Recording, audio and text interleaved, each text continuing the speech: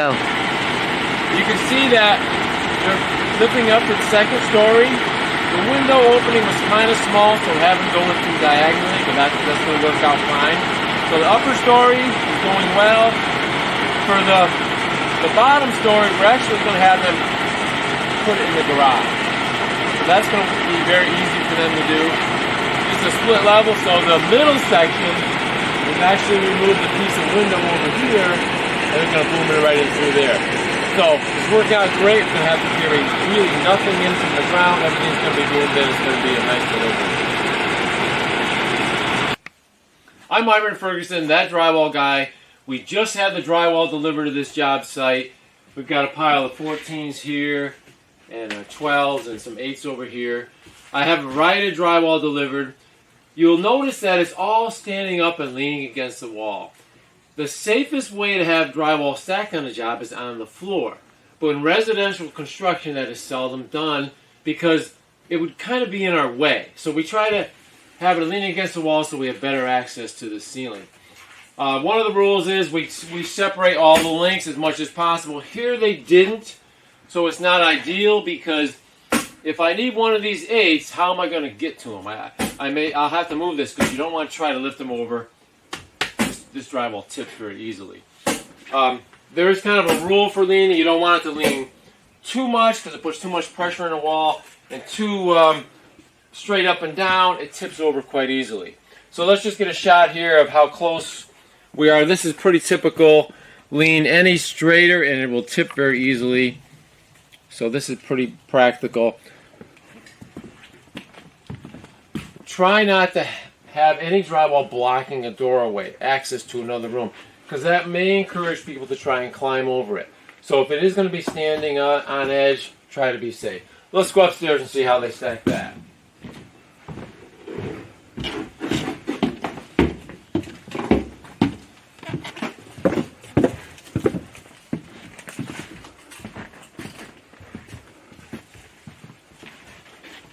Yeah, this is good. The upstairs is also loaded. We have 10s here, 8s in this corner, and in this other room we have some 12s and 14s. What's unique about what I do with drywall work is I order the lengths I want. I don't just say, well, I'm only going to have 12 footers delivered to the job. If this ceiling is 16 foot, in most cases I'm going to order 16-foot piece of drywall. I know throughout the country it varies. Every drywall yard doesn't stock a big variety of drywall. Let's just go in this other room and I'll explain how I measure a room. Hey, I want to talk a little bit about how I figure drywall for a house. And I can tell you all about that based on this one room. In residential construction, we go horizontal. On all the walls, they're going to be hung horizontal. On the ceilings, we go perpendicular to the ceiling joists. So whatever the width of the room is, that's the length of drywall I would like to get for the ceiling. And whatever length of the wall is, that's the length I would like to get for that wall. On this wall right here, we have 14-foot pieces of drywall leaning against it. So that is the reason I have these 14-footers here. Because starting from that corner, 14-foot hits right over this doorway here. So the only seam I'm going to have on this wall is about a 13-foot horizontal seam to take. If I measure the width of the ceiling, it's exactly 12 feet. So on this ceiling, I'm going to order 12-foot pieces of drywall. So the ceiling, I'm going to order 4 12-foot pieces of drywall. The back wall of this room, which is also 12 feet wide, is going to have 2 12. This wall, 2 14-foot pieces, and the opposite wall, also 2 14-foot pieces. Then I just have to figure whatever additional drywall I need for this room around this closet area. The back wall of this closet is 7 feet, so I'm going to order 2 7-foot pieces of drywall for there. The width of the closet is 24 inches, so I'm going to actually rip an 8-footer in half, hang this end wall with half the sheet, and the other end wall with the other half. I'm going to, as long as I can maneuver them into this closet, I'm going to stand them up so I don't have any horizontal seam. The end of this face of this closet This is 9 feet, so I'm going to order one 10-footer for the top, and then an 8-footer to finish it up. The only time I'll ever stand drywall on end, vertical, is on end walls like these over here. Like this end wall here is 36 inches wide. I'm just going to rip an 8-foot piece of drywall 36 inches wide and stand it up there, so I have no seam to tape. When I figure drywall for a house, I don't tally each room separately. It's not necessary.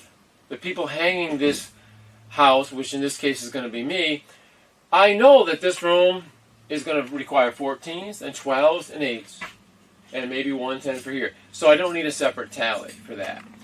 I know a lot of areas of the country you can't get this variety of drywall. We have 8s, 10s, 12s, and 14s on this job, and if I needed 16s, I could have even ordered some 16s. So a lot of places you may just have to deal with 8s and 12-foot pieces of drywall. In that case, you're going to have a lot more butted seams. So that's something to think about. If I only had 12 footers for this wall, where would be the best spot for that butted seam? I would probably hide it over into this corner. The 12-foot would hit probably on this stud right here. So that would be an easy to hide butted seam. I'm still going to go with long lengths on here, because if I went with 8-foot pieces, I would have a butted seam in the middle of this wall, which would be much more difficult to hide. So even if I'm faced with only having 8s and 12s, I'm going to try to use the longer pieces as much as possible. So there you go. Very simple. This is typical room. It happens to be a nice height for me. It's only 7'6". If this house was 9-foot high ceilings, I would not order the 48-inch high drywall. I would order the 54-inch high drywall. So when I go horizontal, I'm still only having to deal with one horizontal seam. Hanging drywall horizontal in a house typically reduces the linear footage of seams that you need to tape by 25%. So don't think to yourself, I'm just going to buy 8-footers. They're much easier to maneuver, easier to work with, maybe even a little cheaper. But you're going to end up with a lot more seams to tape, and they're actually a little more difficult to hide if you hang them all vertical. So, simple. Go. Okay, so for this room, I just have I have a regular tally sheet that I use. I would have on here the job name, and this would be the upper floor.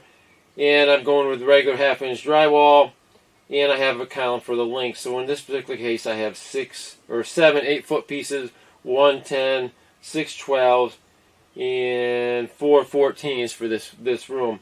The way I tally is kind of a unique system.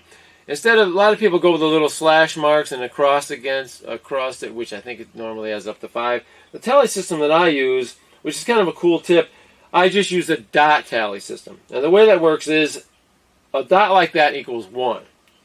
And there's 2, 3, 4. So that's 4 pieces of drywall. Now let's say I need 5. I put a line across.